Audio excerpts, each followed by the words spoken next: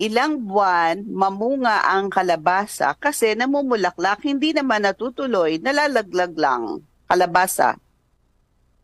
Kung nabubulaklak na po yung kalabasa nyo, normal po malaglag kasi ang una po lumalabas yung po mga lalaking bulaklak.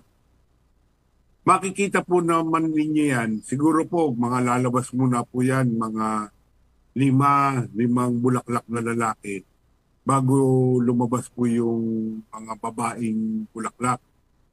Yung pong babaeng bulaklak, makikita po ninyo, meron na pong parang bunga sa ilalim bago yung bulaklak. Ang Mm-mm. lalaki, bulaklak lang. Tangkay Mm-mm. lang sa bulaklak. Yun naman pong babae, may tangkay bago parang bunga na, bago Mm-mm. bulaklak. Mm-mm. Yun po, dapat po i-pollinate ninyo every morning. Ang gawin po ninyo, kuhanin po ninyo yung lalaking bulaklak.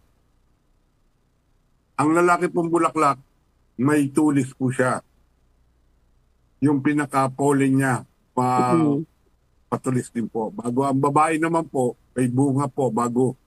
Para pong ano siya, Open. may naka, para may butas sa gitna, may ano po. Mm-mm. Ipasok nyo lang po yung lalaking Male. sa female na bulaklak.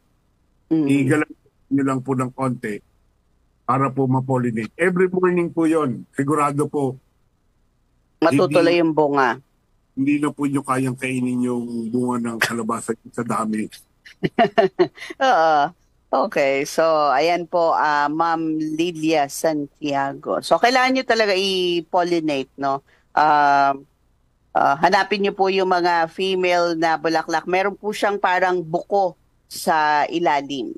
So, ang ipopollinate nyo yung flower, di ba? Hmm.